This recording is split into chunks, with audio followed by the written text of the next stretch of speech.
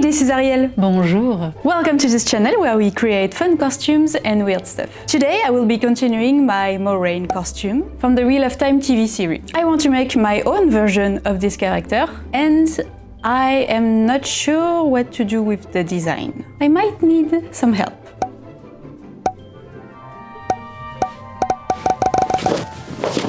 Okay, fine, I get it. Hello? Hello. Yes, I got in touch with Bernadette and she very kindly helped me with the design.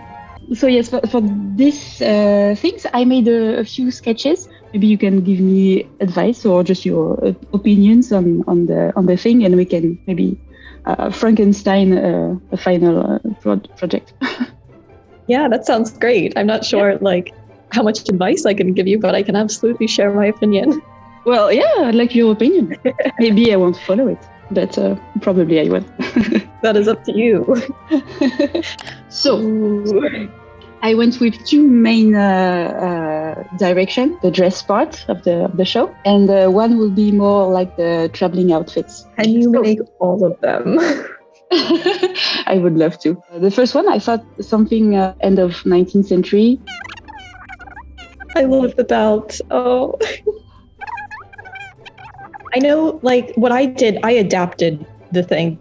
It's not a replica of what was in the show, but in the show, it's connected to the suspenders. Yes. Which is also connected to a leg dagger harness thing. Yes.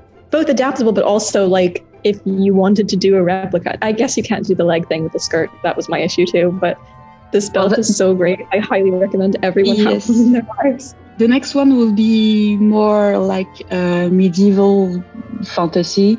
But I was thinking about the embroidery, because in the book there is a description of silver vines.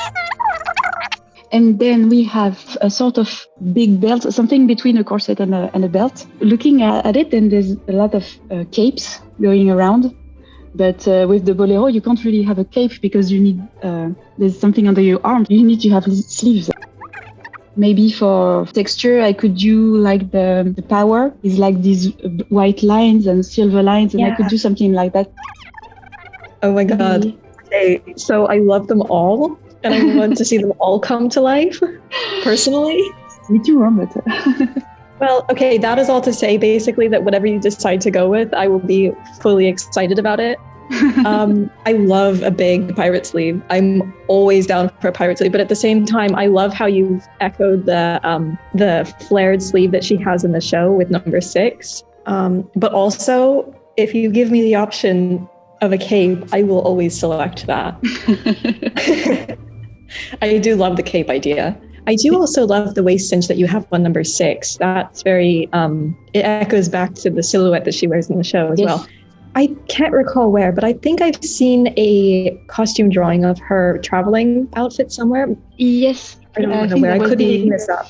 Yeah, she was wearing some sort of waist cinch, but it looks like they cut it for the show. I'm not sure if they did that for a reason, if it's because they decided that Moiraine would not be wearing a waist cinch on the road, or whether it's because the actress just wasn't comfortable in that and they just decided, although she is wearing a corset. She's definitely wearing a corset under that gown in the White Tower, if I'm not making it up.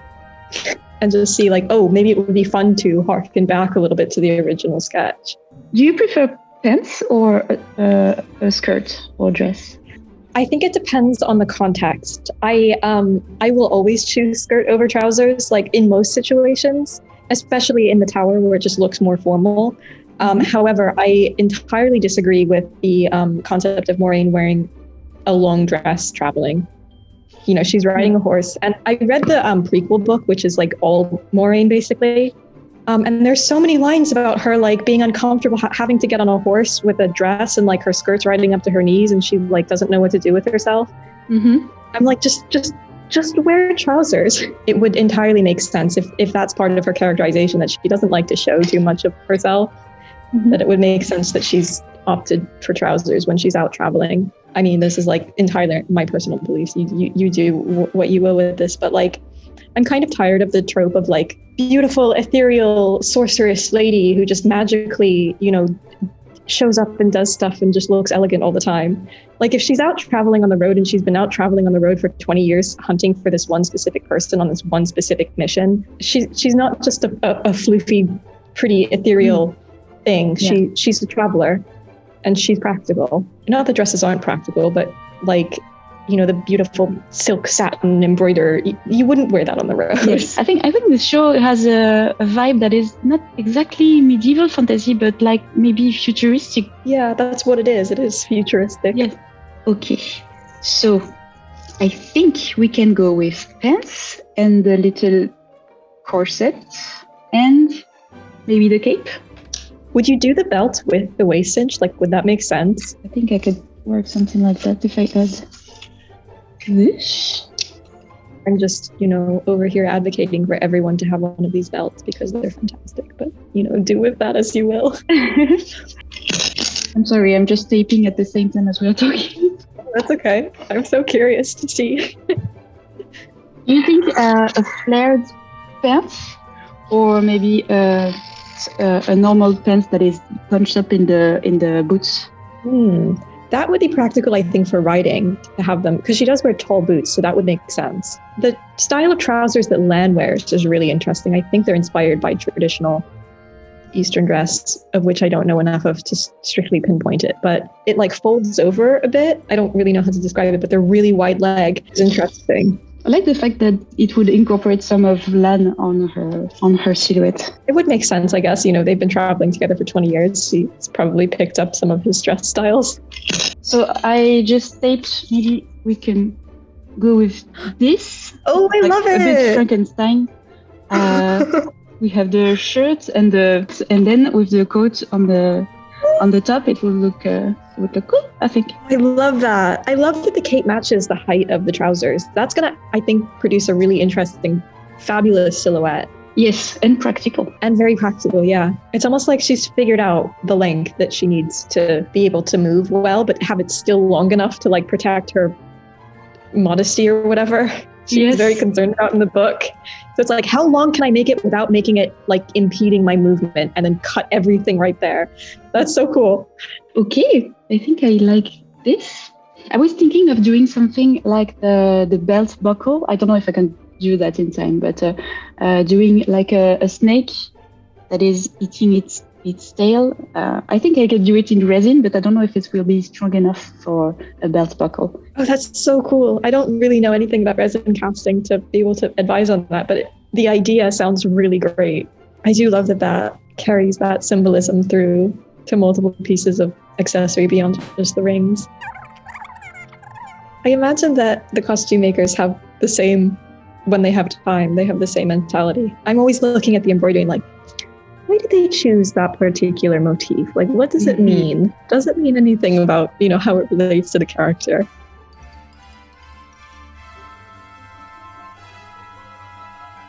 Bye, Bernadette. Bye. Good luck on the project. Happy sewing. Thank you. That was very nice of her to help me on the design. So I tried to combine the ideas on the final sketch. And for this video, we're going to focus on the main piece, that is the leather corset. I wanted to match the leather shoulder piece. I mark the main lines with some ribbon, and I'm using scrap fabric to draft the main pieces.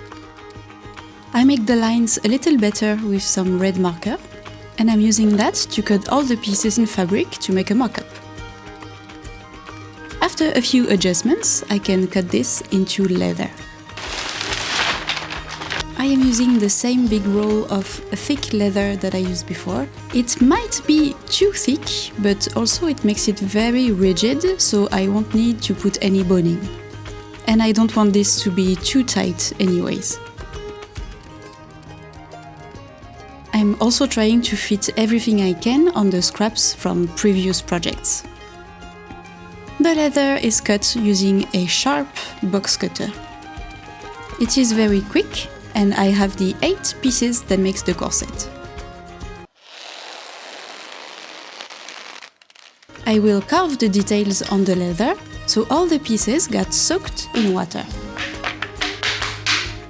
I'm using this compass to draw a line all around the pieces. These are guides for the decoration, and that way they are always the same distance from the edge.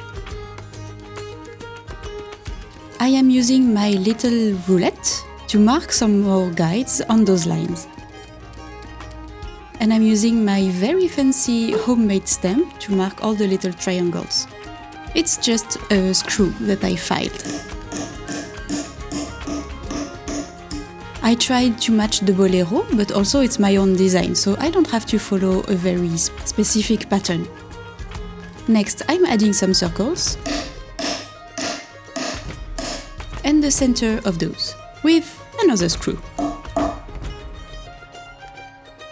And that screw is also perfect to make the texture all around the pieces. This time I'm using this edge beveler, en français un abacar, to trim those square edges into a more round shape. And now you have plenty of leather spaghetti.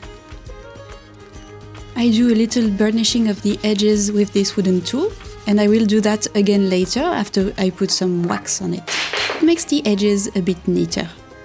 Now, with this bigger roulette, I am marking the placement of the holes that I will use for sewing. I have a tool that is used for punching holes a little bit faster, but I found that using this pointy thing with a hammer is a bit faster. And there are a lot of holes to make.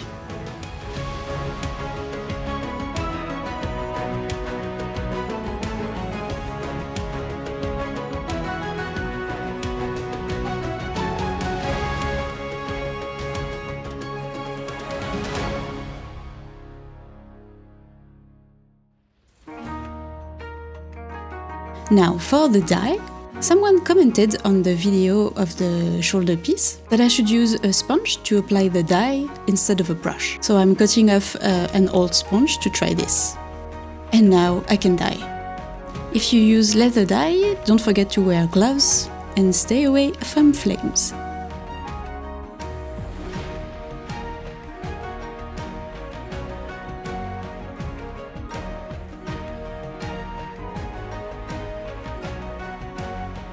Okay, I have to admit that the sponge is very fast, which is very nice if you want to avoid the marks from the application of the dye. I still used a brush to make sure that the dye goes into all the little holes, and while this dries, I can work on the belts. So I've been thinking a lot about the belt buckles of the corset. The first idea was to have them look like snakes that are eating their tails. It's a symbol you found a lot in the Wheel of Time, but I can't really find a way to build these belt buckles in a material that I have here. I'm afraid the resin won't be strong enough. But I was thinking. I found in my supplies there are little studs to attach the leather, and I was thinking maybe I could use that to close the belt, and then the belt itself will be a snake. I think it would look very cool. Let's try that.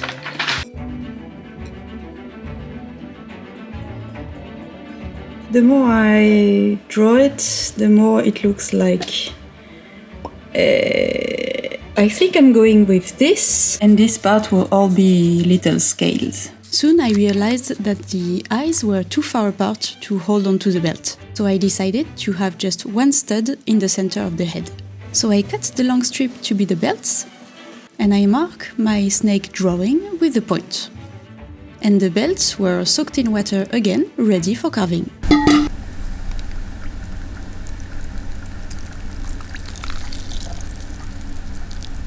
Now I cut off the sharp edge of the snake, and I'm using this swivel knife that I sharpen on a scrap piece of leather. This blade has a 30-degree angle. So when you cut with it, it makes a little valley, and you flatten one side with stamps to make all your drawings pop. The body of the snake is just made of the two edges and just scales all over the body. I'm not a pro, so I make them a bit random. make the edges pop with the swivel knife.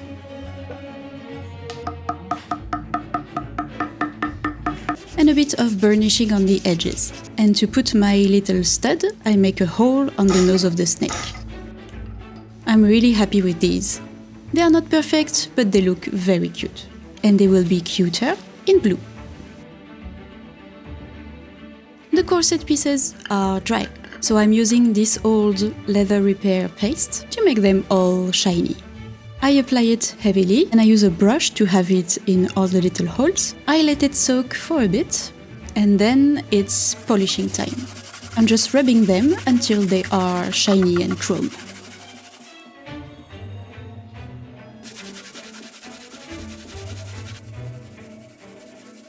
Okay, before sewing them together, I'm adding the decorative cord. It's just some wool that I rub in beeswax. And I sew it on all the pieces.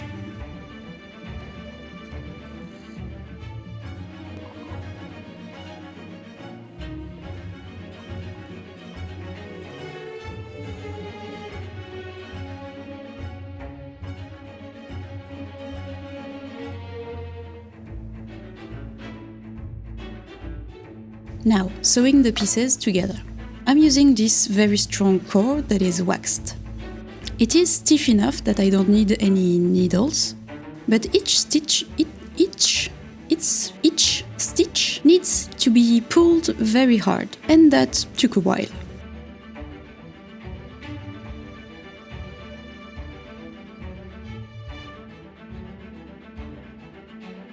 It is almost finished and I'm just wearing it under my clothes for a little bit, so the heat of my body will mold it into the perfect shape. It fits! Now I need to find a way to attach the belt to the corset. I want one up here and one down there. So I'm going to have a thing to attach the belt.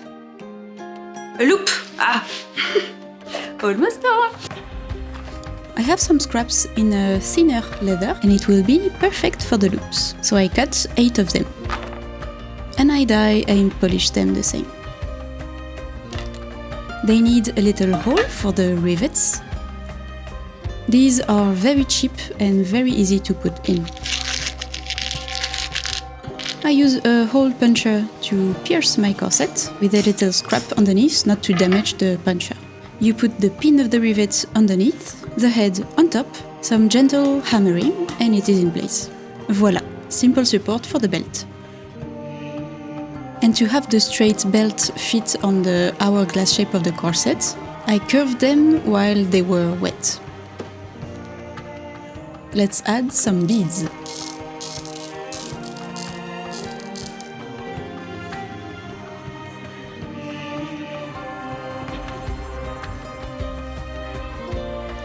And a cord that goes all around the edge.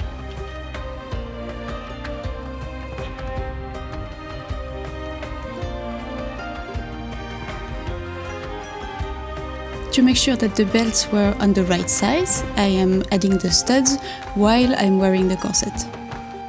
The leather is a bit too thick for those, so I'm just removing a bit of material using the cutter.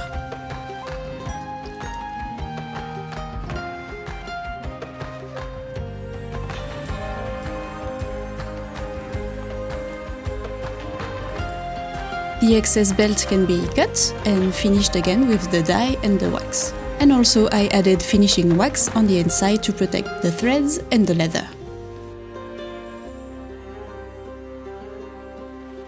I think it looks pretty cool, especially with the bolero. If many people are interested in the pattern, I think I can digitize it. It is simple, but I think it could be a very cool project. Even in fabric or maybe another material.